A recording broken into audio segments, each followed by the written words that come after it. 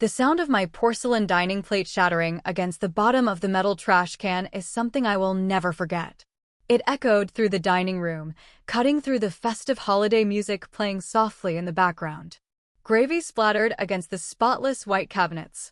Mashed potatoes and slices of roasted turkey, the food I had spent 6 hours cooking that very morning, slid down the plastic garbage bag like useless garbage. I stood there frozen, my hands shaking uncontrollably, the warmth of the dining room suddenly feeling like an icebox. I looked up, my vision blurring with tears I refused to let fall, and met the eyes of the man who was supposed to protect me. My father, Marshall.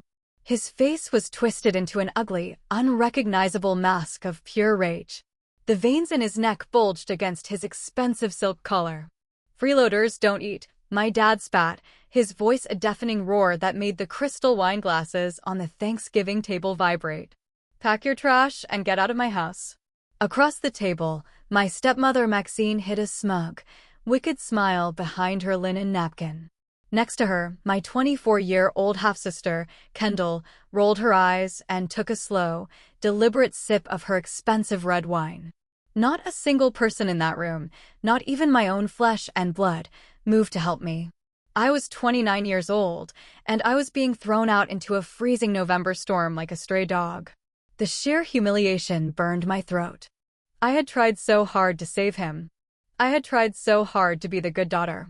But in that agonizing moment, staring at my dinner mixed with coffee grounds and eggshells, something inside my chest snapped forever. The girl who desperately wanted her family's love died right there on the hardwood floor. To understand how I ended up shivering in my ancient car on Thanksgiving night, you have to go back. You have to understand the toxic trap I had been living in for the past 25 years. I grew up in a sprawling, beautiful suburban home in Atlanta, Georgia. From the outside, we looked like the perfect American family. My father, Marshall, was a man who worshipped appearances. He was 58 years old, but dressed like a man 10 years younger, always boasting about his golf club memberships and his high society friends. My real mother passed away when I was only 4 years old. I barely have any memories of her, just a faded photograph of a woman with kind eyes and a warm smile. Within a year of her passing, Maxine moved in. Maxine was the wicked stepmother out of a dark fairy tale. She was 53, obsessed with youth, designer labels, and maintaining the illusion of immense wealth. She saw me not as a grieving child who needed a mother, but as a pest. A reminder of the woman who came before her. When I was 5, she gave birth to Kendall, and from that exact second, I became a ghost in my own home. Kendall was the golden child, the center of their universe. She could do no wrong. While I spent my teenage years working part-time jobs to buy my own school supplies, Kendall was handed credit cards and the keys to a brand-new luxury sedan on her 16th birthday. I am 29 now. I work as a commercial real estate analyst for a mid-sized firm on the outskirts of Atlanta. I spend my days poring over property deeds, mortgage rates, and foreclosure loopholes. It is a grueling, unglamorous job, and the pay barely keeps my head above water. My father despises my career. He calls it low-class paper pushing. He tells his friends I am just a clerk. Meanwhile, Kendall is 24, unemployed, and refers to herself as a public relations influencer. She spends her days filming makeup tutorials in the living room and buying luxury handbags she cannot afford. And my father praises her. He calls her an entrepreneur. He calls her a visionary. You might wonder why a 29-year-old woman with a steady job was still living at home. The truth is embarrassing. I stayed out of guilt. Over the last 2 years, my dad started complaining constantly about how hard retirement was going to be, about how expensive the property taxes were getting. He played the victim perfectly. He convinced me that he needed my help to keep the house afloat. So, every single month, I transferred $1,500 into his bank account. It was almost a full month of rent for a decent apartment in Atlanta, but I gave it to him, believing I was being a dutiful daughter. In return, Maxine forced me to live in the cramped, poorly insulated attic room, claiming Kendall needed my old bedroom as a walk-in closet for her influencer outfits. I endured the disrespect. I swallowed the snide comments. I ignored the fact that my hard-earned money was probably funding Maxine's weekly spa treatments. I did it because I craved my father's approval. I just wanted him to look at me the way he looked at Kendall. I wanted him to be proud of me. But toxic people do not change. They only get bolder. The disrespect eventually crossed a line that I could no longer ignore. It started exactly 1 week before that disastrous Thanksgiving dinner on a rainy Tuesday afternoon. I had come home early from the office feeling sick with a migraine. I walked up the stairs exhausted, just wanting to crash on my small bed. But as I walked down the hallway, I saw a pile of my things thrown carelessly onto the floor. My folders, my pens, my favorite coffee mug. I rushed into the small space I used as a home office, only to find Kendall sitting at my desk. She had pushed all my important real estate contracts onto the floor. In their place, she had set up a massive ring light and a camera. And right there, sitting under her manicured hands, was my company laptop. She was using it to read comments on her live stream. "What are you doing?" I demanded, my voice sharp. Kendall did not even look at me. "I'm busy, Mallory." "Close the door. That is my work laptop. It has confidential client information on it. Get off of it right now." Before Kendall could respond, Maxine breezed into the room, holding a glass of iced tea. She glared at me, her face tight with annoyance. "Stop yelling at your sister, Mallory. Her tablet died, and she has thousands of followers waiting for her live stream. You can do your boring little paperwork later." "Maxine, that is company property," I said, trying to keep my temper in check. "If my boss finds out unauthorized people are using it, I could lose my job." Maxine rolled her eyes, a gesture she had perfected over 2 decades. "Oh, please. It is just a low-level desk job. You could get hired at any fast food place tomorrow. Stop being so dramatic and let Kendall finish her work." I stepped forward and snatched the laptop right out from under Kendall's hands. The ring light wobbled. Kendall shrieked like a toddler who had just dropped her ice cream. "Mom," Kendall whined, pointing a perfectly manicured finger at me. "She ruined my broadcast." "You are so selfish, Mallory," Maxine hissed, stepping into my personal space. The heavy scent of her expensive floral perfume made me want to gag. "You live under our roof. You eat our food. The least you can do is support your sister's actual career." "I pay $1,500 a month to live in an attic," I fired back, my chest heaving. "I am not a charity case." Maxine laughed. A cold, hollow sound. "You think your pathetic little contribution matters? You have no idea how the real world works." She grabbed Kendall by the arm and stormed out of the room, leaving me standing alone in the mess they had made. My hands were shaking. My head pounded. But as I knelt down to pick up my scattered folders, a sudden, nagging thought crept into my mind. Maxine's words echoed in my ears. "You have no idea how the real world works." Why was she so confident? Why was she always spending money like it was water, while my dad constantly complained to me about being broke? I am a real estate analyst. I look at financial inconsistencies every single day for a living. And suddenly, the math of my own family was not adding up. Something was deeply, horribly wrong, and I was going to find out exactly what it was. The next morning, the house was dead silent. My dad was at the country club playing his usual Wednesday round of golf. Maxine had taken Kendall into the city for a so-called business lunch, which usually meant maxing out credit cards at high-end boutiques. I had taken a personal day from work, claiming my migraine was still lingering. But the truth was, I had a mission. I crept down the carpeted stairs, my socks making no sound. I walked straight past the extravagant living room, past the gourmet kitchen that nobody ever cooked in, and stopped in front of the heavy oak door of my dad's home office. He always kept it locked, claiming it was his private sanctuary. But I knew the truth. I knew he kept a spare key hidden inside the hollow base of a fake potted plant in the hallway. I reached in, my fingers brushing against the cold metal. I slipped the key into the lock. It turned with a satisfying click. I stepped inside and closed the door behind me, my heart hammering against my ribs. The room smelled like expensive cigars and leather. I moved quickly, scanning the mahogany desk. Nothing out of the ordinary. Just country club bills, golf magazines, and a few generic bank statements showing routine balances. But I was an analyst. I knew people rarely left their real secrets out in the open. I walked over to the large bookshelf on the far wall.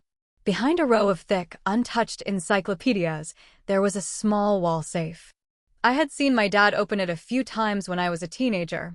He thought I was not paying attention, but I have a memory for numbers. The year he married Maxine, and Kendall's birth month. A sickening combination, but a predictable one. I held my breath and punched in the numbers. 6, 2, 0, 9. The heavy metal door clicked and swung open. Inside, there were velvet boxes containing watches, a stack of passports, and a thick red manila folder resting at the bottom. I reached in and pulled the folder out. The label on the front simply read, Properties. I sat down in my dad's leather chair, flipped the folder open, and began to read. Within 60 seconds, the blood drained entirely from my face. My hands began to tremble so violently I nearly dropped the papers. It was a loan document. A second mortgage taken out against our family home. The home my dad had already paid off years ago. The loan was for $150,000. I quickly scanned the dates and the signatures. The loan had been approved and finalized 8 months ago. But that was not the worst part. I looked closely at the signature line at the bottom of the final page. It was my father's name, Marshall. But the handwriting was wrong. The loops were too sharp, the pressure too light.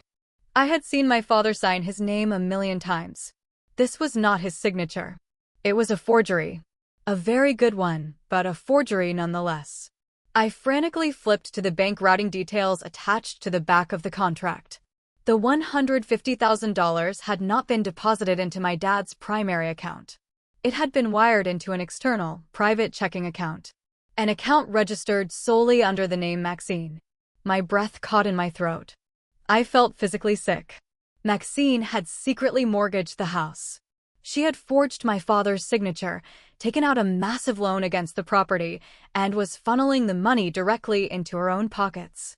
That was how she was funding the designer bags, the luxury lunches, and Kendall's fake influencer lifestyle. And my dad, the proud, arrogant man who thought he controlled everything, was completely oblivious. He was sitting on a ticking financial time bomb, and the woman he loved had lit the fuse. Worse still, I realized where my $1,500 a month was going. It was not helping him with property taxes. It was going straight into the general fund, quietly covering the minimum monthly interest payments on the secret loan so the bank would not send warning letters to the house. I was literally paying the interest on the money Maxine had stolen. I pulled out my phone and took clear, high-resolution photos of every single page in that red folder. I made sure to get the forged signature, the bank routing numbers, and the loan terms. I carefully placed the folder back exactly how I found it, locked the safe, and slipped out of the office. Once I was safely back in my attic bedroom, I locked the door and dialed the only person I trusted in this world. My coworker and best friend, Delaney. Delaney picked up on the second ring. Hey, you feeling better? The office is a nightmare without you. Delaney, I whispered, my voice shaking so badly I could barely form the words. I found something. It is bad. It is really, really bad. For the next 10 minutes, I poured out everything. I told her about the secret second mortgage, the forged signature, and the hidden bank account. Delaney was silent for a long time. She worked in commercial real estate with me. She knew exactly what these documents meant. Mallory, Delaney finally said, her voice dead serious. This is felony fraud. That woman is draining your father dry. When the money runs out, and it will run out, the bank is going to foreclose on that house. They will take everything. I know, I cried, tears of frustration finally spilling over. My dad has no idea. He thinks she is perfect. He thinks I am the massive disappointment. He is going to lose his home. You have to tell him, Delaney insisted. You have to show him those photos. Gather the evidence, print it out, and put it right in his face. He is going to be devastated, but you have to save him from her. He will never believe me, I said, wiping my eyes. He always takes her side.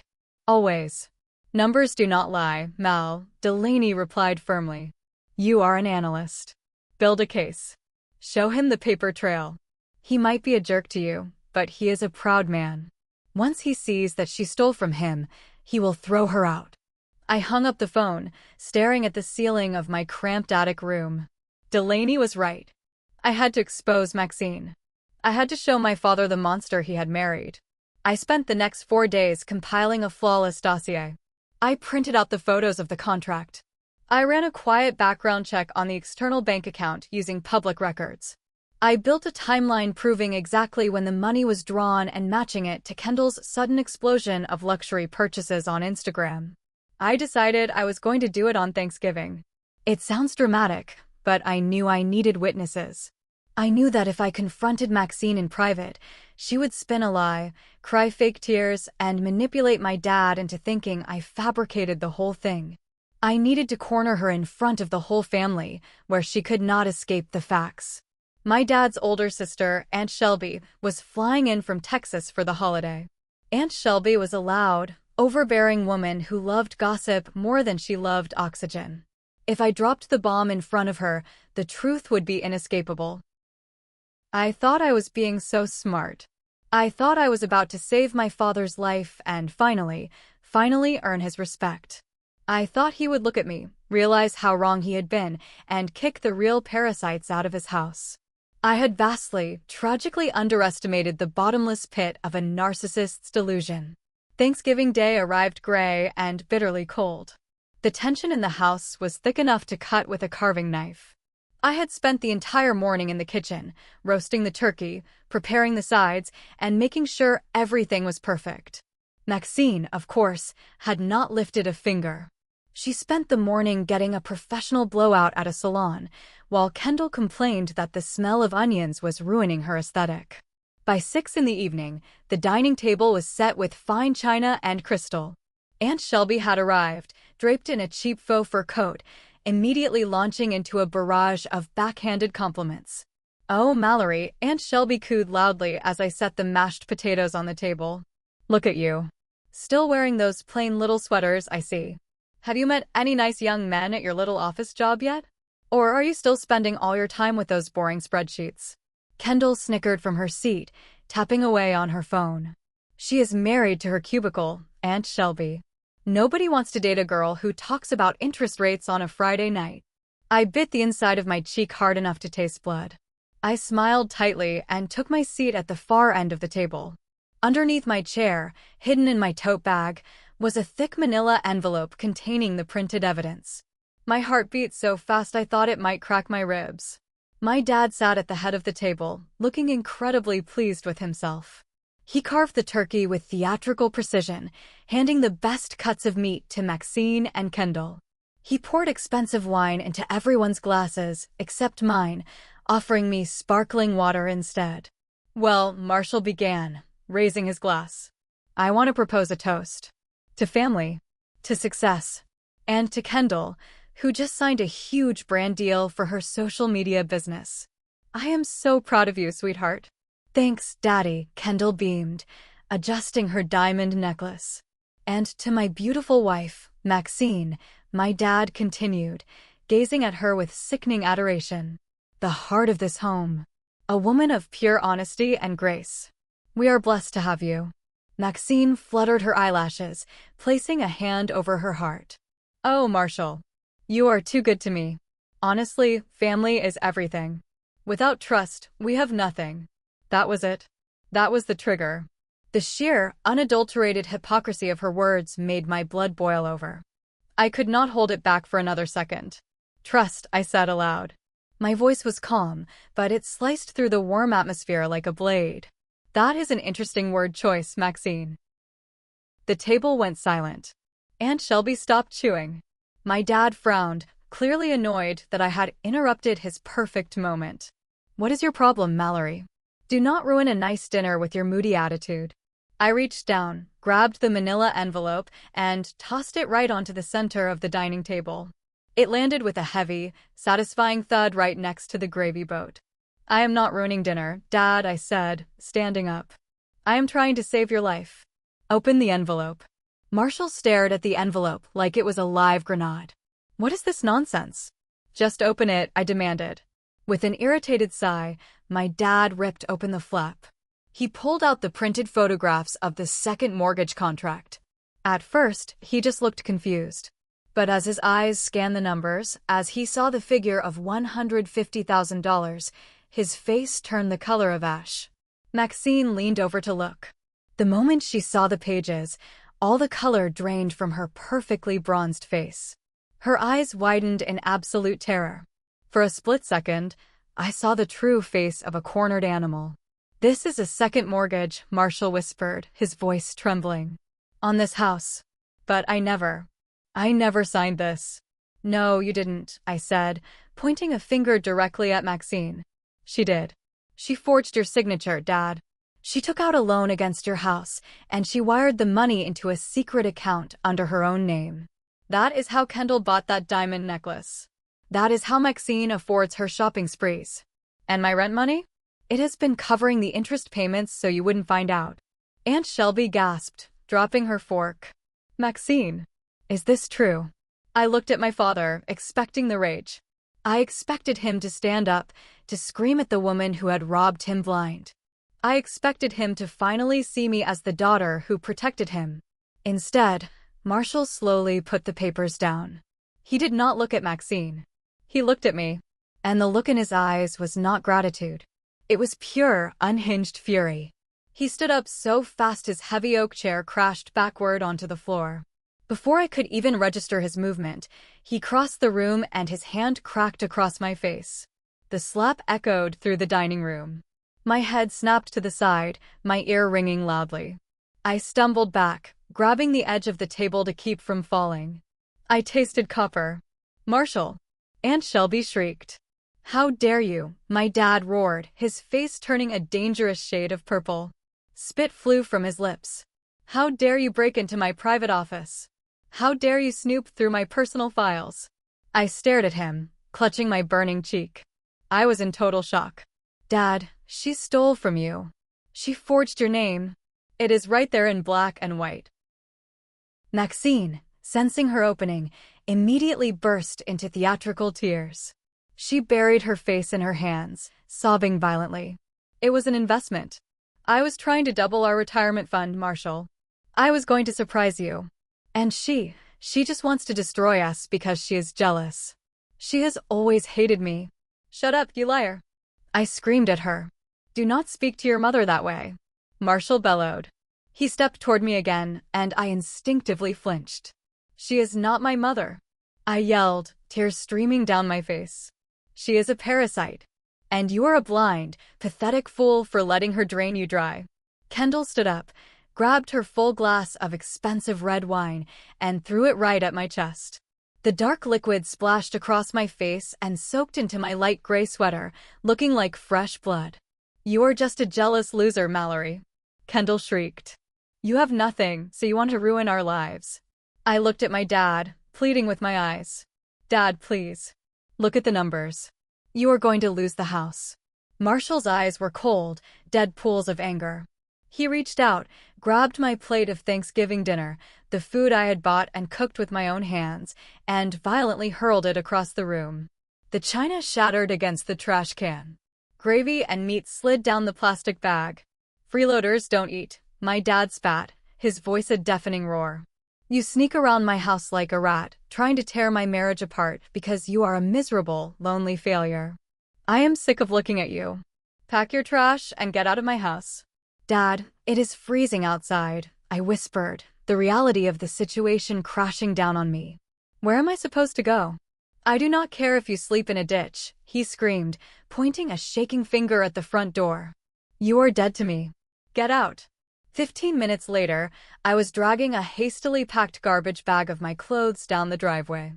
The freezing November rain was pouring in sheets, soaking my hair and mixing with my tears. The front door slammed shut behind me, the deadbolt clicking loudly in the dark. I climbed into my 10-year-old Honda Civic.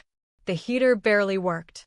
I sat there in the dark, shivering violently, my cheek throbbing from the slap, my chest covered in sticky wine. I had tried to be the hero, and I had been thrown out like garbage. The pain was so profound, it felt like my heart had literally stopped beating. I leaned over to open the glove compartment, desperately searching for a napkin to wipe the wine off my face. My fingers brushed against a thick, heavy envelope pushed to the very back. I pulled it out. It was a formal letter, stamped with a red wax seal, sent from a law firm in Miami. It had arrived in the mail 3 weeks ago, but I had been so stressed with work and family drama that I had completely forgotten to open it. With shaking, frozen fingers, I broke the wax seal. I turned on the dim overhead light in the car, and I began to read. I did not know it yet, but my life was about to change forever. The rain battered against the windshield of my old Honda like 1,000 tiny hammers. My teeth chattered violently as the weak car heater struggled to push out lukewarm air. I held the heavy cream-colored paper close to the dim dome light, squinting through my tears. The letterhead was embossed with gold lettering, Harrison and Associates, Attorneys at Law, Miami, Florida. I wiped my eyes with the back of my wet sleeve and forced myself to focus on the typed words. Dear Ms. Mallory, we are attempting to contact you regarding the estate of your late great-aunt, Ingrid Williams. As the senior partner executing her final will and testament, it is my duty to inform you that you have been named the primary and sole beneficiary of her estate. Due to the complex and substantial nature of the assets involved, we urgently request your presence at our Miami office to begin the probate and transfer process. Please contact our office immediately upon receipt of this letter. All travel and accommodation expenses will be fully reimbursed by the estate. Sincerely, Arthur Harrison, Senior Partner.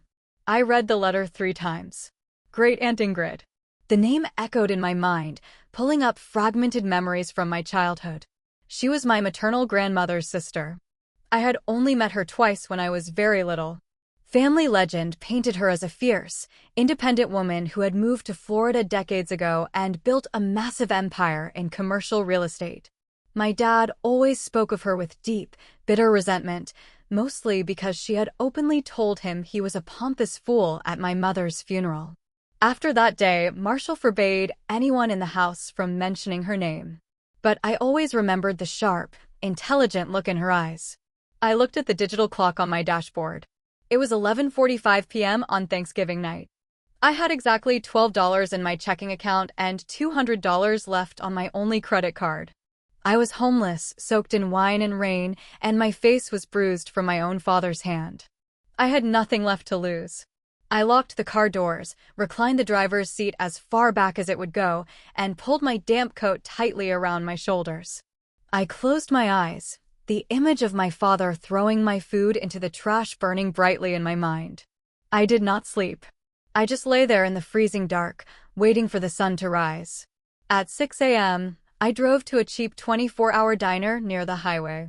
I went into the bathroom, stripped off my wine-stained sweater, and changed into a plain black turtleneck from my garbage bag of clothes. I washed my face in the sink, staring at the faint red mark still visible on my cheek. The girl staring back at me looked exhausted, hollowed out, but there was a new, cold fire burning behind her eyes. I ordered a black coffee, sat in a corner booth, and pulled out my phone. It was 8 a.m. I dialed the number on the letterhead. A receptionist answered on the first ring. Harrison and Associates. How may I direct your call? My name is Mallory, I said, my voice hoarse. I received a letter from Mr. Arthur Harrison regarding the estate of Ingrid Williams. There was a sudden pause, followed by the rapid clicking of a keyboard. Miss Mallory. One moment, please. Putting you through to Mr. Harrison directly. A few seconds later, a deep, calm, and incredibly professional voice came over the line. Miss Mallory. Thank you for calling. I have been trying to track you down for weeks. I am very sorry for your loss.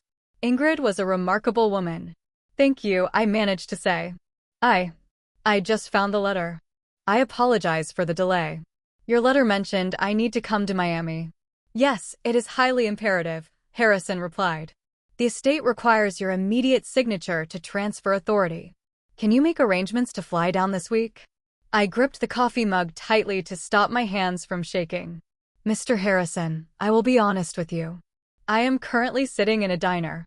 I was kicked out of my house last night. I have $200 to my name.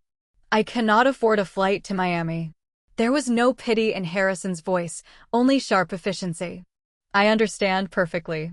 Give me the name of the airport closest to you. Atlanta Hartsfield Jackson, I replied.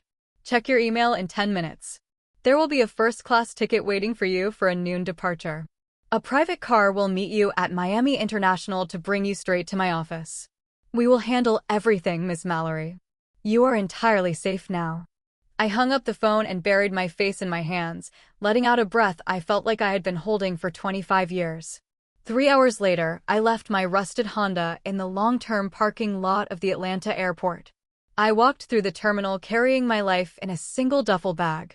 When I handed my digital boarding pass to the gate agent, she smiled warmly and directed me to the priority boarding lane.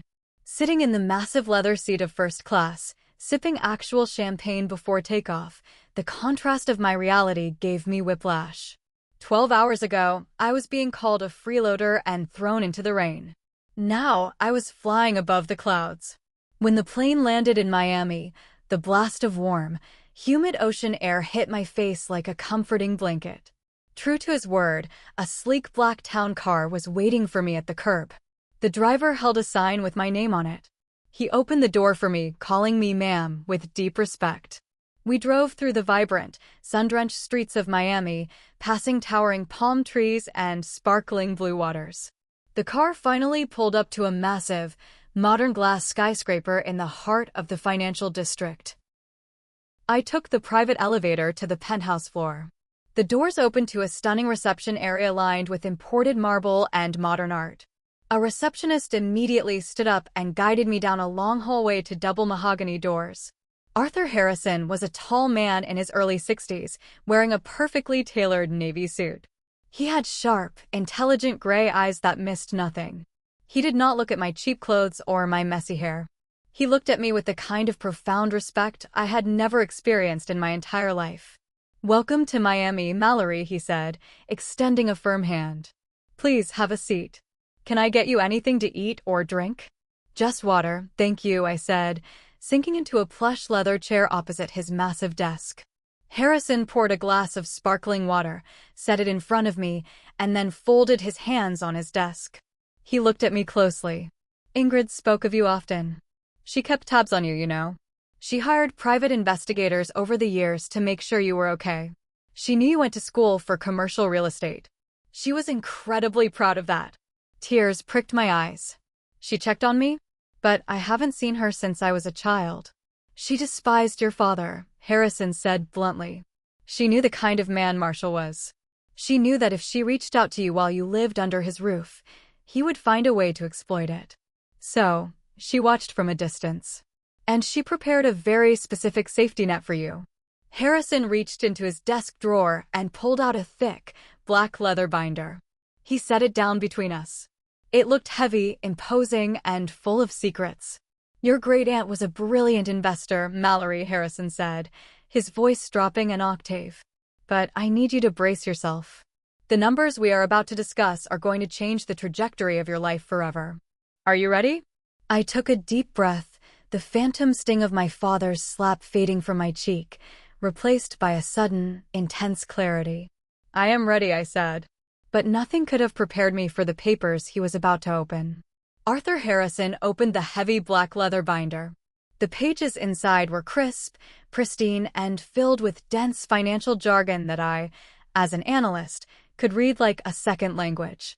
"Let us start with the liquid assets and real estate," Harrison said calmly, sliding the first document toward me. Ingrid owned a primary residence here in Florida, a beachfront villa in Palm Beach, fully staffed and maintained, valued at roughly $15 million. She also held a diversified portfolio of blue-chip stocks, municipal bonds, and offshore trusts. He paused, letting the information sink in before delivering the final number. "The total net worth of the estate you are inheriting today, after all taxes and legal fees have been accounted for, is $65 million. The room started to spin. I grabbed the edge of the mahogany desk to steady myself. 65 million. The number was so astronomically large it felt imaginary. Just yesterday, I was stressing over how to afford a tank of gas. I stared at Harrison, waiting for him to tell me there were conditions, or that it was a mistake, or that I had misheard him. 65 million? I repeated, my voice barely a whisper. Correct, Harrison nodded smoothly. You have sole discretionary control. The paperwork is finalized. By the time you leave this office today, you will have black cards connected to accounts with millions in liquid cash ready for immediate use. I closed my eyes. A dizzying wave of emotion crashed over me.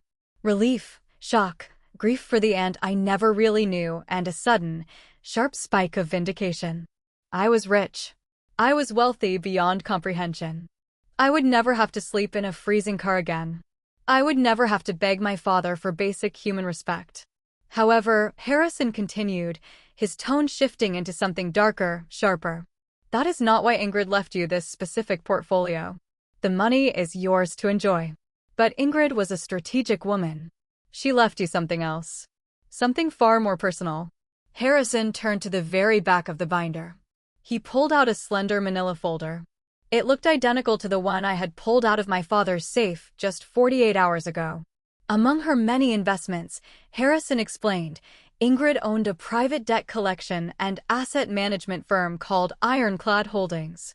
They specialize in buying distressed debt from major banks at a discount. He slid the folder across the desk. 5 years ago, Ingrid instructed my firm to actively monitor the financial activities of Marshall and his wife, Maxine. We knew they were living far beyond their means. We knew Maxine was burying them in credit card debt. And 8 months ago, when Maxine fraudulently took out a second mortgage on your childhood home, the primary bank flagged the loan as high risk due to their terrible credit scores. My heart stopped beating. I stared at the folder, afraid to touch it. Ingrid moved instantly, Harrison said, his eyes locking onto mine. She used Ironclad Holdings to purchase that specific debt package from the bank. She bought the paper on your father's house. I slowly reached out and opened the folder. There it was. The exact same mortgage contract I had seen in the safe. But this copy had a cover letter attached. It was a transfer of deed and debt ownership. Wait, I breathed, my mind racing as my professional training kicked in. If Ironclad Holdings owns the debt, and I am the sole owner of Ironclad Holdings, then you own the mortgage on your father's house, Harrison finished for me, leaning back in his chair. You're the bank, Mallory. Marshall and Maxine owe $150,000 directly to you. And according to my files, they have not made a full payment in over 60 days. They are currently in default. I sat frozen in the chair, staring at the legal documents. The sheer, terrifying irony of the situation washed over me like a tidal wave. My father had literally thrown me out into the street, screaming that I was a freeloader. He had kicked me out of his house. But legally, on paper, it was no longer his house. It was mine. Harrison reached into his breast pocket and pulled out a small, sealed envelope. Ingrid left this for you. She asked me to give it to you only after you understood the financial leverage you now possess. I took the envelope. My name was written on the front in elegant, cursive handwriting. I tore it open and pulled out a single sheet of heavy stationery. My dearest Mallory, if you are reading this, it means I am gone, and you are sitting in Arthur's office. I know the life you have lived. I know the cruelty of that man who calls himself your father. I watched him replace your mother with a vulture, and I watched them treat you like dirt for decades. I could have intervened sooner. I could have sent you money. But I knew Marshall. If he knew you had money, he would have manipulated your kind heart to steal every penny of it to fund his pathetic, vain lifestyle. So I waited. I built a fortress for you. The money is for your freedom. But Ironclad Holdings is for your justice. I bought the debt on that house because I knew Maxine's greed would eventually ruin them. The paper you hold in your hands gives you the power of life and death over their financial future. I am giving you this weapon, my brave girl. Use it as a shield to protect yourself, or use it as a sword to cut out the cancer in your life. The choice is entirely yours. Do not let them survive off your blood anymore. With all my love, Aunt Ingrid. A hot tear spilled over my eyelashes and hit the thick paper. I traced her signature with my thumb. She had seen me. Even from hundreds of miles away, she had known my pain, and she had spent years meticulously crafting the perfect trap to set me free. I looked up at Harrison. The scared, desperate girl who had walked into this office was gone. What is the legal status of the loan right now? I asked, my voice steady, cold, and professional. Harrison smiled, a dangerous, predatory glint in his eye. In the state of Georgia, the foreclosure process is non-judicial, meaning it can move extremely fast. However, to ensure they have absolutely no legal recourse to fight it, we must wait until they are 90 days delinquent. They are currently at 62 days. In exactly 28 days, Ironclad Holdings has the legal right to issue a notice of foreclosure and seize the property. I looked at the calendar on Harrison's desk. 28 days from now. That fell exactly on the last weekend of February. My blood ran cold with a sudden, vicious realization. The last weekend of February. I knew exactly what was happening at the house on that date. Kendall had been bragging about it for months. It was the date of her massive, ridiculously expensive engagement party, which Maxine was hosting right in the backyard of the Atlanta house. They had invited over 100 high society guests to show off. I closed the folder and rested my hands on top of it. "Mr. Harrison," I said softly, "draft the notice of foreclosure. Prepare the eviction orders. I want everything locked, loaded, and legally airtight. But do not send them a single warning." Harrison raised an eyebrow. "When do you want to serve them?" "In 28 days, I replied, a dark smile slowly spreading across my face. "I am going to deliver it to them in person." The next 3 weeks were a whirlwind of surreal, breathtaking changes. I moved out of the luxury hotel Harrison had put me in and walked through the front doors of my new reality, the Palm Beach villa. The estate was a sprawling Mediterranean masterpiece, complete with private beach access, a heated infinity pool, and a driveway lined with ancient, towering palm trees. When the housekeeper, a sweet older woman named Rosa who had worked for Ingrid for decades, opened the front doors, I literally gasped. The entryway featured soaring ceilings and a sweeping marble staircase. My bedroom, the master suite, was larger than the entire first floor of my dad's house in Atlanta. It had a private balcony overlooking the crashing blue waves of the Atlantic Ocean. I stood on that balcony on my first night, holding a glass of wine, listening to the ocean breeze. The contrast was physically jarring. I had gone from a freezing car in a parking lot to owning a slice of paradise, all in a matter of days. With Harrison's guidance, I began organizing my new life. I quit my exhausting job at the real estate firm via a polite email, though I kept in close contact with Delaney. I went on a massive shopping spree in the high-end boutiques of Miami. I was not trying to be flashy like Kendall. I was building an armor. I bought impeccably tailored suits, silk blouses, and designer heels. I went to a high-end salon and had my dull, messy hair cut into a sharp, sleek bob. When I looked in the mirror, the timid, anxious girl who always apologized for existing was gone. I looked like a CEO. I looked like power. I also began the groundwork for my real passion project. I used a portion of the liquid funds to establish the Ingrid Williams Foundation, a charity dedicated to providing housing and scholarships for young women escaping domestic abuse and toxic family environments. It gave me purpose. It kept me grounded. But while I was building a beautiful new life in the sun, my toxic family back in Atlanta was dragging my name through the mud. It started on a Tuesday afternoon. I was sitting by the pool, reviewing the architectural plans for the foundation's new office, when my phone buzzed. It was Delaney. "Hey," Delaney said, her voice tight with anger. "Are you sitting down?" "I am currently on a sun lounger looking at the ocean, so yes," I replied, taking a sip of iced coffee. "What is wrong?" "Maxine is going scorched earth," Delaney said. "Have you checked Facebook today?" I deleted my social media apps the day I got to Miami. I do not want them tracking my location. "Well, you need to know what they're doing. Maxine and your Aunt Shelby are on a warpath." Maxine posted a huge, crying paragraph on her page this morning. She claims that on Thanksgiving night, you stole $5,000 in cash from your dad's emergency safe and ran away. I let out a harsh bark of laughter. $5,000? She forged a mortgage for $150,000, but she is accusing me of stealing pocket change. "It gets worse," Delaney continued. Kendall commented on the post, saying you have always been a thief and a pathological liar. Aunt Shelby has been sharing the post to every extended family member, telling everyone that you are a drug addict who fled the state to avoid police. My grip on my coffee glass tightened. I felt that familiar, old sting of injustice in my chest. They threw me away like trash, and now they were rewriting history to make themselves the victims. It was the classic narcissist playbook. And Mel, Delaney hesitated. They called our office. Maxine called the HR department yesterday. She told them you were a flight risk and a thief. Our boss was incredibly confused.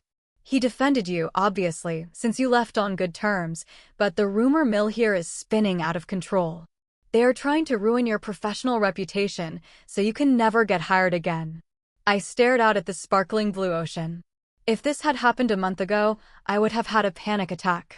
I would have called my dad, crying, begging him to make them stop.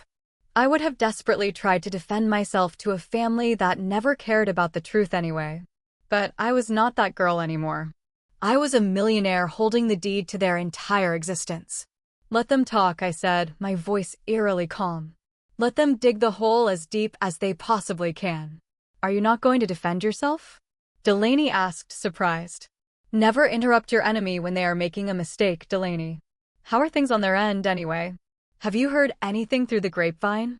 Oh, it is a circus, Delaney laughed. Kendall is posting nonstop about her massive engagement party coming up this weekend.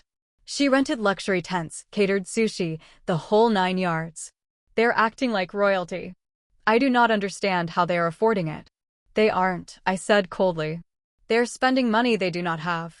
Delaney, I need to ask you a favor. Can you get a few days off work this weekend? Yeah, I have tons of PTO saved up. Why? Because I am flying back to Atlanta on Friday. And I need a trusted witness for what I am about to do. I am going to the engagement party. Delaney gasped. Are you insane? They will call the cops on you. Oh, the cops will definitely be there, I smiled, looking at the legal folder resting on the table next to me. But they will not be there for me. After I hung up with Delaney, I immediately called Arthur Harrison. Mr. Harrison, I said. Maxine is launching a public smear campaign against me. She is accusing me of theft. Do you want me to hit her with a cease and desist order? Harrison asked instantly. I can have a defamation lawsuit drafted by the end of the hour. No, I replied. Do not warn her. But I want to know exactly what kind of financial ruin I am walking into this weekend. You mentioned you had a private investigator on retainer. The best in the state. Put them on Kendall. I want to know exactly how a 24-year-old unemployed influencer is paying for a $50,000 engagement party while her parents' house goes into foreclosure. Dig into her credit, her bank accounts, everything. I want every dirty, hidden secret this family has printed out and placed in a binder by Thursday night. Consider it done, Harrison said. And the foreclosure paperwork? Is it ready? The 90-day grace period expires this Friday at midnight, Harrison confirmed. By Saturday morning, the house legally belongs to Ironclad Holdings. The eviction notice has been signed by a judge. We have already coordinated with the local sheriff's department in Atlanta. A deputy will be present to enforce the seizure of the property. Perfect, I said. Send the private jet to pick me up on Friday. I hung up the phone and leaned back in my chair. The sun was setting over the Florida coast, painting the sky in brilliant shades of orange and purple. For 25 years, I had lived in fear of Marshall's anger and Maxine's cruelty. I had let them make me feel small, worthless, and invisible. They thought they had destroyed me on Thanksgiving. They thought they had kicked a stray dog out into the rain to die. They had no idea that the dog had survived. And she was coming back as a wolf. Thank you for reading this far. If you're following Mallory's dramatic turnaround, please leave a comment with the keyword I'm win. This is a secret code reserved for our amazing readers who have been with us throughout the story. I will like and reply to all comments containing the keyword I'm win. On Thursday evening, exactly 24 hours before I was scheduled to fly back to Atlanta, I sat in the sprawling library of my Palm Beach villa. The massive mahogany doors opened, and Arthur Harrison walked in, carrying a thick, tightly bound dossier. He did not smile. He simply placed it on the glass coffee table in front of me. The private investigator finished his deep dive, Harrison said, taking a seat opposite me.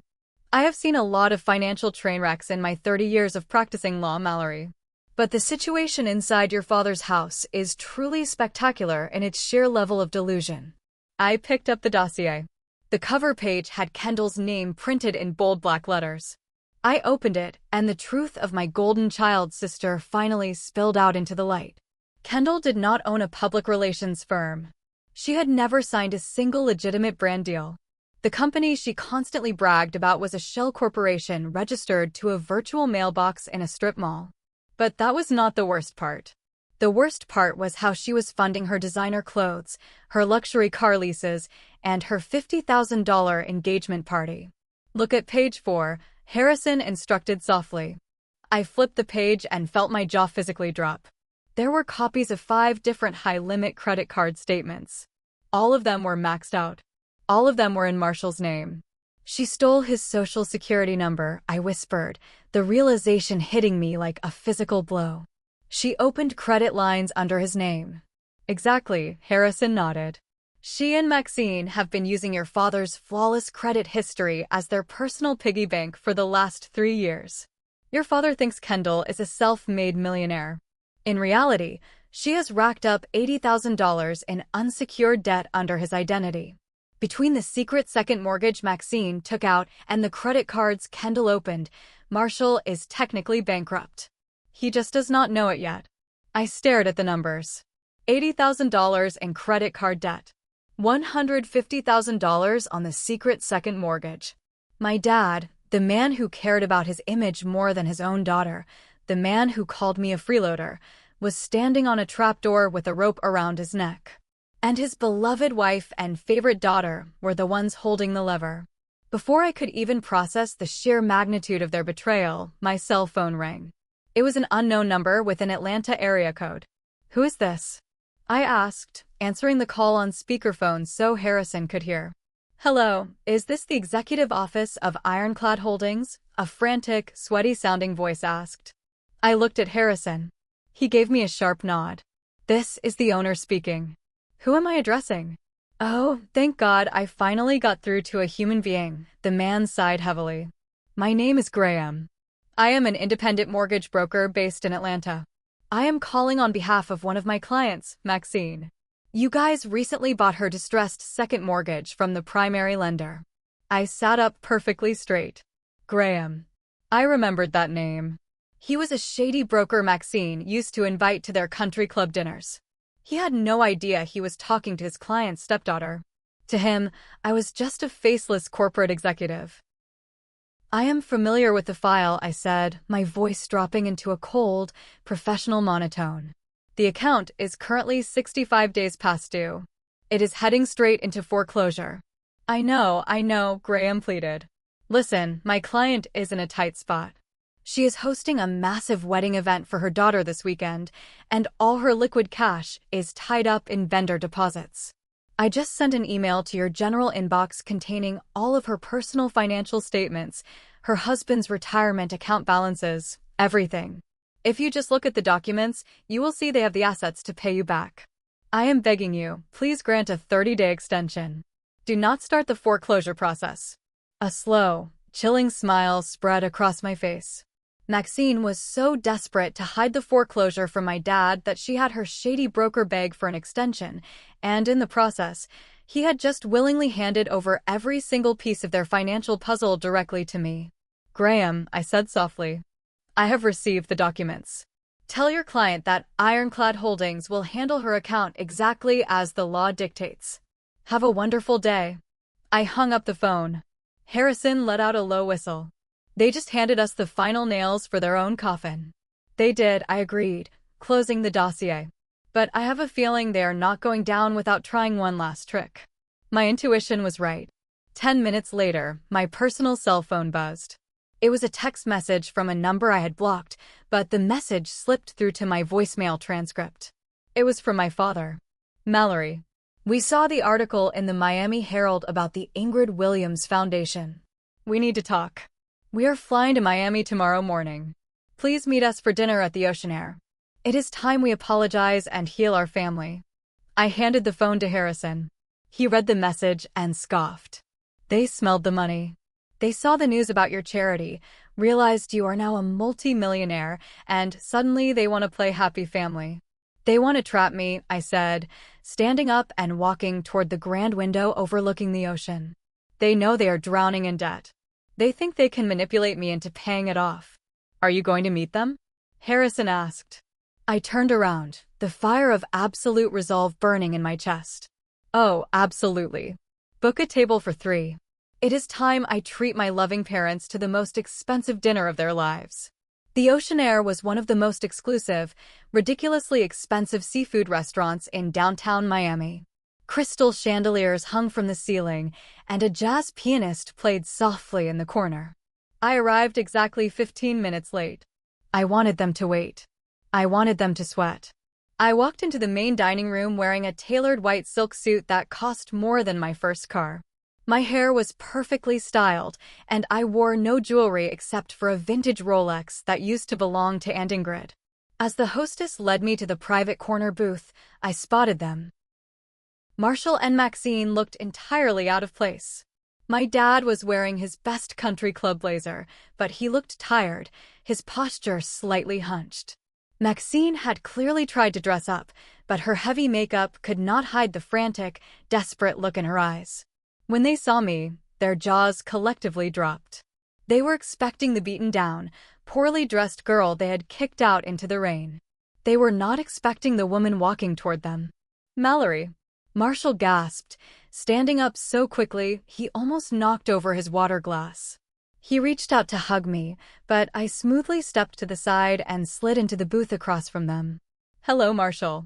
Maxine, I said calmly, not even looking at the menus. Maxine immediately pulled out a lace handkerchief and dabbed at her perfectly dry eyes. Oh, Mallory, my sweet girl. Look at you. You look absolutely stunning. We have been so worried sick about you. When you left that night, my heart just broke into a million pieces. The sheer audacity of her lie almost made me laugh out loud. You locked the deadbolt while I was standing in the freezing rain, Maxine. Let us skip the amateur theater. Why are you here? My dad cleared his throat, trying to regain his authoritative tone, but it faltered. Mallory, please. Tensions were high on Thanksgiving. We all said things we regret. But we saw the article about your great-aunt's foundation. We had no idea Ingrid left you such a substantial responsibility. She left me $65 million. Dad, I said flatly, watching their eyes bulge at the exact number. Say it out loud. It makes it easier for you to ask for some. Marshall turned bright red. That is not why we are here. We are family. And frankly, a sum of money that large is dangerous for a young woman to manage alone. There are taxes, liabilities, predators. As your father, I want to protect you. Maxine eagerly reached into her designer handbag and pulled out a thick, legally bound document. She slid it across the white tablecloth toward me. We spoke to a lawyer in Atlanta, Maxine said, her voice dripping with fake honey. This is a family trust agreement. If you sign your assets over into this trust, your father can manage the portfolio for you. He can make sure the money grows safely, and you will receive a very generous monthly allowance. It is the smartest way to keep the family wealth secure. I stared at the document. It was a complete surrender of my financial rights. They wanted me to hand over the keys to my empire so they could use it to pay off the second mortgage, clear Kendall's secret credit card debt, and continue living their fake, luxurious lives. They thought I was still that desperate little girl hungry for their love. I picked up the document. Maxine leaned forward, a hungry, greedy light shining in her eyes. She actually reached into her purse and pulled out a gold pen. Slowly, deliberately, I ripped the thick document straight down the middle. The sound of tearing paper was the only thing I could hear over the jazz music. I ripped it again and again, until the fake family trust was nothing more than a pile of shredded confetti. I dropped the pieces right into the center of the table. What are you doing? Marshall hissed, looking around nervously to see if anyone was watching. I am an analyst, Dad, I said, leaning forward, my voice dropping to a dangerous whisper. I read contracts for a living. You think I am going to hand my money over to a man who does not even know his own wife, forged a $150,000 mortgage against his house? Marshall froze. The color drained from his face. We already discussed that on Thanksgiving. That was a misunderstanding. And the $80,000 in credit card debt? I pressed, pulling out the single-page PI report on Kendall and sliding it toward him. Did you discuss that? Did you know Kendall stole your social security number to open 5 different platinum cards? Did you know she is entirely broke and using your name to fund that ridiculous engagement party she is throwing this weekend? Marshall stared at the paper. His breathing became shallow and rapid. He looked at Maxine, whose face had gone completely pale. Maxine? Marshall asked, his voice cracking. What is she talking about? Kendall's business is booming. You told me her business was booming. It is a lie. Maxine shrieked, pointing at me. She forged these papers. She is just trying to destroy us, Marshall. She is a liar. I did not scream. I did not cry. I simply raised my hand and signaled the waiter. He hurried over immediately. We will not be ordering food, I told the waiter, pulling a sleek, heavy black titanium card from my purse. But I would like to pay for the bottle of sparkling water. The waiter took the card with wide eyes and rushed away. I stood up, adjusting the jacket of my suit. I looked down at the 2 people who had made my life a living hell for 2 decades. They looked small, pathetic, and terrified. I am not giving you a single dime, I said smoothly.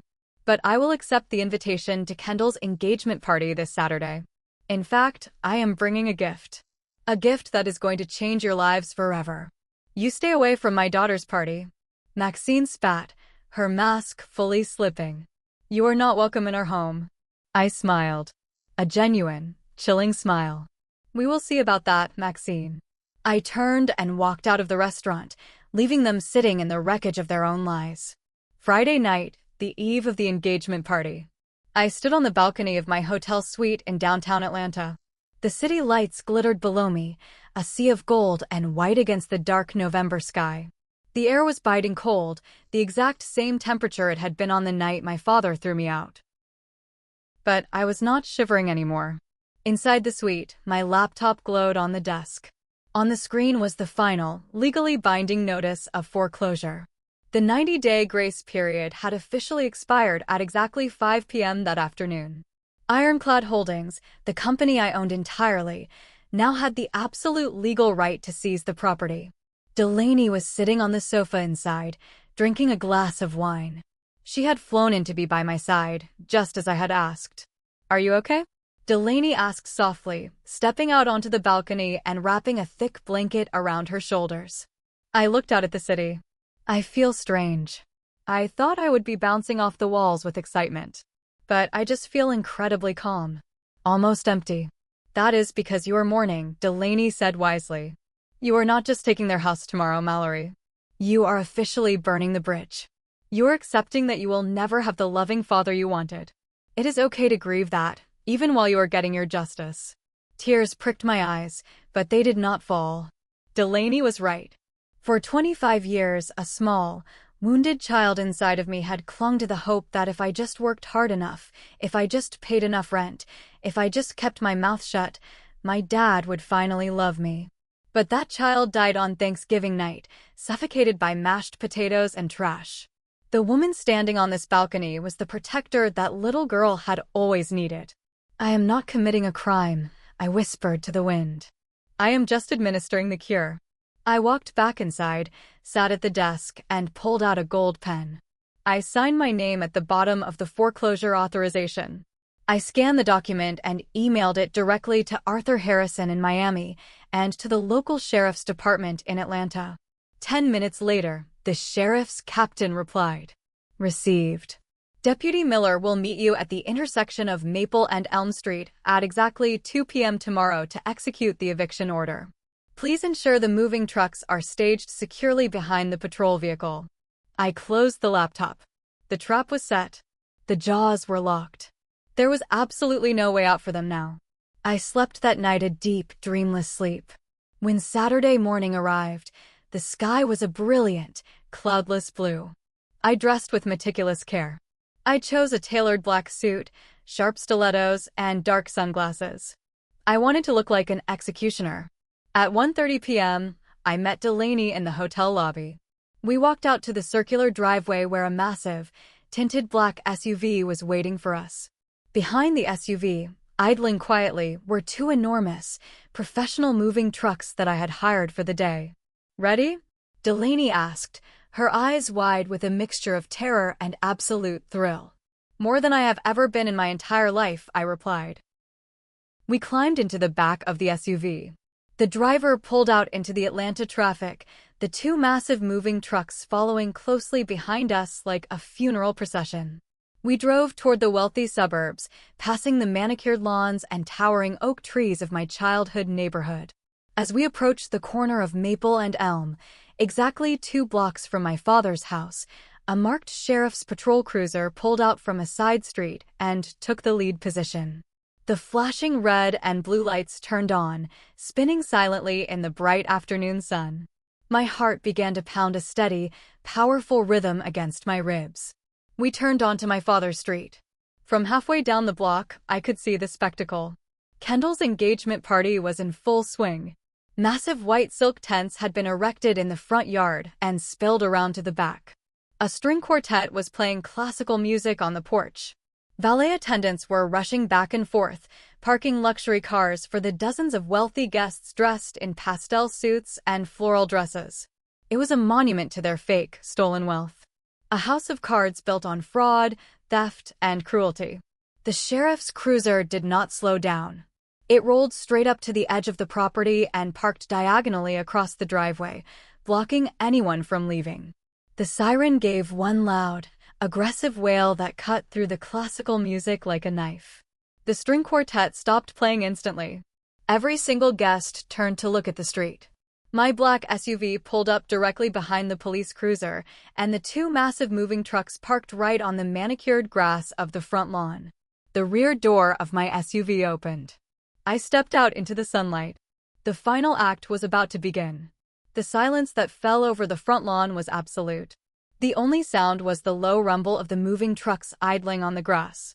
Over 100 high society guests, including the incredibly wealthy, conservative parents of Kendall's new fiancé, stood frozen with champagne flutes halfway to their mouths. I took off my dark sunglasses and walked slowly up the paved driveway. Delaney walked a few paces behind me, holding a black leather briefcase. Flanking me on my right was Deputy Miller, a tall, no-nonsense officer with his hand resting casually on his utility belt. As I approached the main tent, the crowd parted for me like the Red Sea. They whispered, their eyes darting from my sharp black suit to the flashing lights of the police cruiser. At the center of the patio, standing next to a towering 5-tier white cake, was my family. Kendall was wearing a custom white silk gown that looked more like a wedding dress than an engagement outfit. Maxine was dripping in borrowed diamonds. And Marshall stood tall, holding a microphone, clearly interrupted in the middle of a boastful speech. When Marshall saw the police officer, his face went slack. But when his eyes landed on me, his expression morphed into pure, unfiltered rage. "What the hell is this?" Marshall barked, dropping the microphone. It hit the stone patio with a loud, piercing screech of feedback. He marched toward me, his fists clenched. "Mallory, what kind of sick, twisted prank are you pulling? You bring a cop to your sister's engagement party?" Maxine rushed up behind him, her face flushed red with embarrassment and anger. She looked at the wealthy guests, trying to save face. "I am so sorry, everyone. This is my stepdaughter. She is deeply troubled. She has a history of mental breakdowns. Officer, please escort this trespassing woman off our property immediately." Deputy Miller did not blink. He stepped slightly in front of me, establishing a barrier between me and my furious father. "Mr. Marshall," Deputy Miller said, his voice loud enough for the entire party to hear. "I am not here to arrest anyone today. I am here to serve and enforce a legal order of property seizure." The word seizure hit the crowd like an electric shock. Kendall's fiancé, a preppy guy named Chad, stepped forward, looking incredibly confused. "Property seizure? What is going on, Marshall?" Marshall's eyes darted wildly. "There is a mistake. There is a huge mistake. I own this house. It is fully paid off. I have the deed." "You had the deed," I corrected, stepping around the officer so I was standing face to face with the man who had thrown my food in the trash. I snapped my fingers. Delaney stepped forward, opened the briefcase, and handed me a thick stack of legally binding documents stamped with the seal of the state of Georgia. 80 days ago, your wife forged your signature to take out a second mortgage for $150,000, I said, my voice projecting clearly across the silent patio. Gasps erupted from the guests. Aunt Shelby, standing near the buffet table, dropped a plate of sushi on the ground. That debt went into default, I continued, holding up the documents.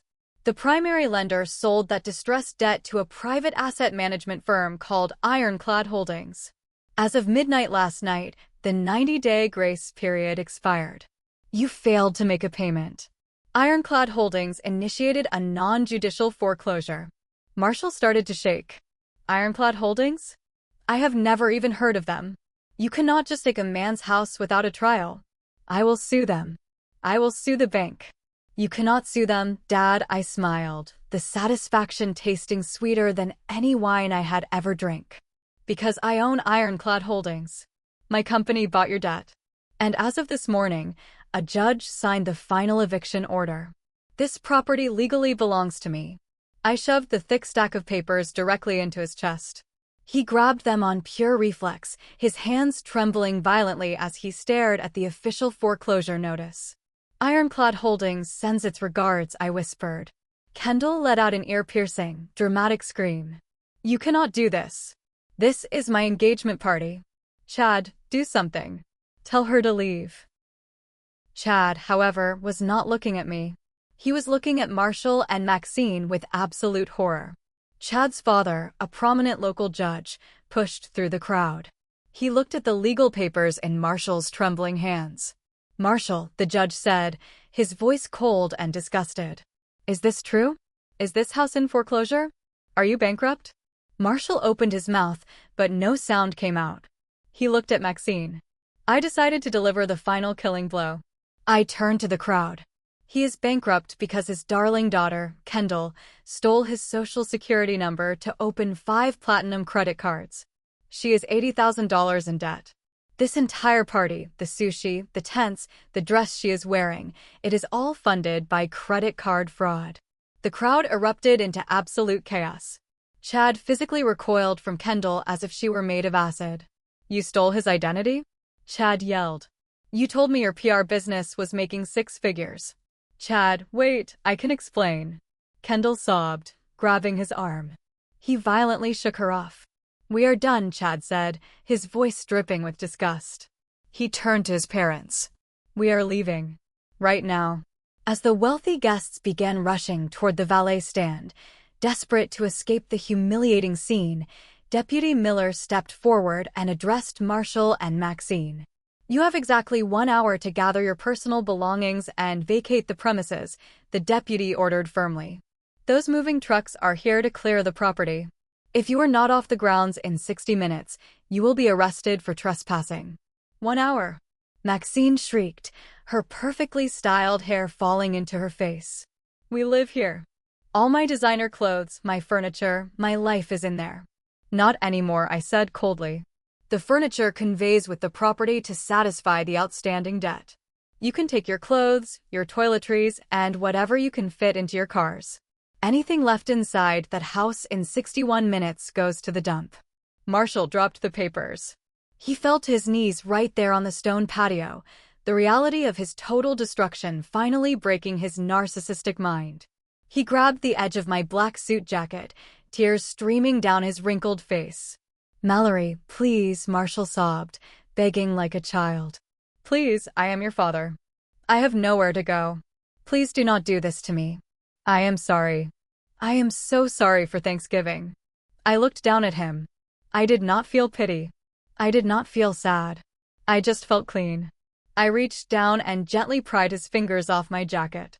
Freeloaders do not get to negotiate, Dad, I said, repeating the exact words he had burned into my soul. Pack your trash and get out of my house. The scene that unfolded over the next 50 minutes was a masterpiece of pure, poetic justice. The grand engagement party dissolved into a frantic, pathetic scramble. The catering staff, realizing they were likely never going to get paid by Kendall, began aggressively packing up their equipment, taking the untouched sushi and champagne with them. The valet attendants abandoned their posts. Inside the house, it was pure chaos. I stood by the front door with Delaney and Deputy Miller, watching the destruction of the perfect American family from the inside out. Maxine was running up and down the sweeping staircase, frantically stuffing her expensive designer dresses, shoes, and handbags into massive plastic garbage bags because she could not find enough suitcases. Kendall was sitting on the floor of the living room in her ruined white silk dress, sobbing hysterically and screaming at her phone as Chad sent her a single text message breaking off the engagement before blocking her number. And Marshall. Marshall was wandering the halls like a ghost. He kept touching the walls, looking at his expensive golf trophies, muttering to himself.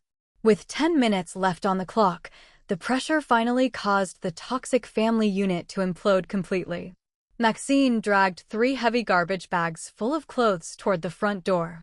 She was sweating, her makeup smeared, looking like a deranged raccoon. Marshall blocked her path, grabbing her by the shoulders. "Maxine, listen to me," Marshall pleaded, his eyes wild with panic. "We need to go to the bank. We need to withdraw the emergency savings. We have $20,000 in the joint account. We can get a hotel. We can hire a lawyer to fight this." Maxine stopped. She looked at Marshall. The fake, loving mask she had worn for 25 years completely melted away, revealing the cold, reptilian monster underneath. She let out a harsh, cruel bark of laughter. "The joint account? Are you stupid, Marshall? That money is gone." Marshall froze. "Gone? What do you mean gone?" "I transferred the last $20,000 into my private offshore account 3 days ago." Maxine yelled, spittle flying from her lips. "I knew this ship was sinking. I knew your freak of a daughter was going to ruin us after that dinner in Miami. You think I am going to stay with a broke, bankrupt old man who does not even own his own roof?" Marshall stumbled backward as if he had been shot in the chest. You are leaving me? After everything I gave you? I threw my own daughter out into the street for you. And that makes you a pathetic, weak fool." Maxine spat, shoving him out of the way. "You were nothing but a wallet to me, Marshall. And now the wallet is empty. Get out of my way." She grabbed her bags and lunged toward the front door, desperate to escape to her luxury SUV parked in the driveway.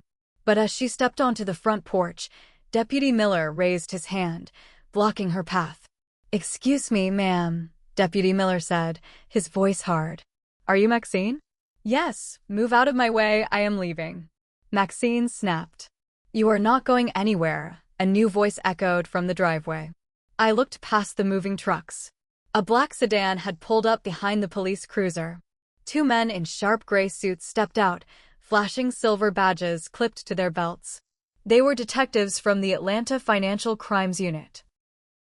Harrison had been busy.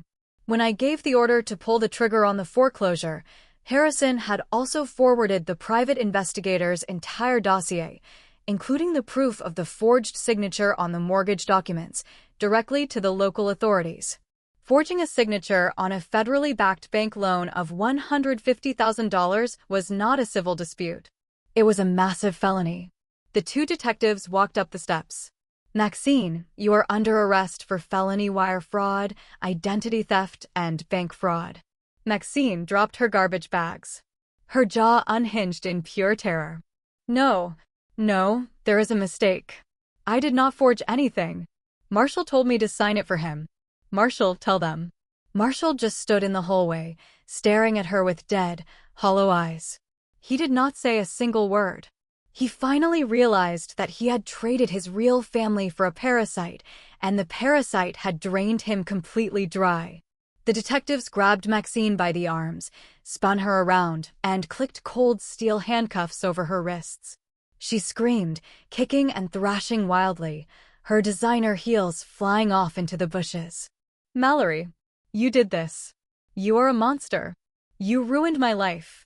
"You ruined your own life, Maxine," I said calmly, stepping out onto the porch to watch her get dragged away. "I just provided the receipts." They shoved her into the back of the unmarked police car and drove away, the sirens wailing into the distance. Kendall came stumbling out of the house, clutching a single Louis Vuitton bag, her face stained with black mascara. She looked at the driveway, realizing her mother was gone, her fiancé was gone, and her fake life was completely over. She looked at me, trembling with fear. "Mallory, please," Kendall whimpered. "Where am I supposed to go?" "You're a self-made influencer, Kendall," I replied, my voice completely devoid of sympathy. "I am sure your followers will offer you a couch to sleep on." Deputy Miller looked at his watch. "Time is up. Everyone off the property." The moving crew immediately swarmed into the house. They began hauling out the expensive leather sofas, the flat-screen televisions, the crystal dining table where my Thanksgiving dinner had been thrown away. Everything was being loaded into the trucks to be liquidated. Marshall walked out of the front door slowly, carrying a single cardboard box filled with some clothes and his golf shoes. He looked older. He looked broken. He stopped at the bottom of the steps and looked back at the house that he had ruled like a tyrant for decades. Then he looked at me. He opened his mouth, perhaps to apologize again, perhaps to curse me. But I simply turned my back on him and walked toward my waiting SUV. I had nothing left to say to him. He was a ghost to me now. I climbed into the back seat with Delaney. As the driver pulled away from the curb, I looked out the tinted window one last time. My father and my sister were sitting on the curb of the sidewalk, surrounded by garbage bags, watching their entire kingdom get packed into the back of a moving truck. It was the most beautiful thing I had ever seen. 3 months have passed since that sunny Saturday afternoon in Atlanta. The dust has settled, the legal battles have ended, and the universe has a funny way of balancing the scales. The house was completely liquidated. I instructed Ironclad Holdings to sell the property to a lovely young couple who were expecting their first baby. They stripped the ugly, pretentious wallpaper, repainted the walls in bright, warm colors, and turned the terrifying house of my childhood into a home filled with actual love. I took every single penny from the sale of that house and funneled it directly into the Ingrid Williams Foundation. That money is now being used to build a safe house for teenagers who have been kicked out of their homes by toxic, abusive parents. The irony is not lost on me. The house that almost broke me is now funding the salvation of others. As for my so-called family, karma did not pull any punches. Maxine accepted a plea deal to avoid a lengthy public trial. She was sentenced to 3 years in a federal, minimum security women's prison, followed by 5 years of strict probation and mandatory restitution. She is currently trading in her designer silk dresses for a standard-issue orange jumpsuit. Kendall tried to launch a GoFundMe campaign, claiming she was the victim of a malicious corporate takeover. The internet, however, is undefeated. Someone leaked the police report detailing how she stole her father's social security number to buy luxury bags. She was instantly canceled. Her sponsors dropped her, her followers turned on her, and she currently works the closing shift at a budget retail clothing store in a strip mall, desperately trying to pay off the $80,000 in debt she accrued. Marshall hit rock bottom. With his house gone, his credit destroyed, and his pride shattered, none of his high society golf buddies wanted anything to do with him. He moved into a tiny, one-bedroom apartment in a rough part of town. At 58 years old, he had to take a job as a night shift security guard at a warehouse just to afford groceries. He tries to call me sometimes. He leaves voicemails, his voice thick with tears, talking about how much he misses his real daughter, how he wishes he could go back in time and change things. I never listen to them. I delete them immediately. Forgiveness is a beautiful concept, but it is not a requirement for healing. Sometimes, the healthiest thing you can do is cut the rotting branch off the tree so the rest of it can survive. I am living full-time in Palm Beach now. The ocean breeze has washed away the lingering smell of cheap perfume and stale cigars. I spend my days running the foundation, working alongside Delaney, who I hired as my chief operations officer. We are changing lives. We are building a legacy. I have started dating again too. Nothing serious, just quiet dinners with people who actually want to know about my day, people who do not demand I shrink myself to make them feel bigger. I am learning, slowly but surely, what healthy love actually looks like. When I look back at that Thanksgiving night, sitting in my freezing car, covered in wine and crying over a father who threw me away like garbage, I do not feel pity for that girl anymore. I feel an overwhelming sense of pride. Because in the darkest, most terrifying moment of her life, she did not surrender. She survived the storm, and she became the lightning. They thought they could break me by kicking me out. They didn't realize they were just handing me the keys to the entire kingdom. Blood does not make you family. Respect, loyalty, and love make you family. If someone requires you to destroy your own soul just to keep them comfortable, they do not belong in your life. Do not be afraid to pack your bags and walk out the door. You have no idea what beautiful empire might be waiting for you on the other side. Thank you so much for reading to the end of this journey. Have you ever had to cut a toxic family member out of your life to save yourself? Do you think I went too far by foreclosing on my own father, or did they get exactly what they deserved? Let me know your thoughts in the comments below. And if you enjoyed this story of ultimate karma, please hit that like button and subscribe for more daily stories of revenge, survival, and drama. Stay strong.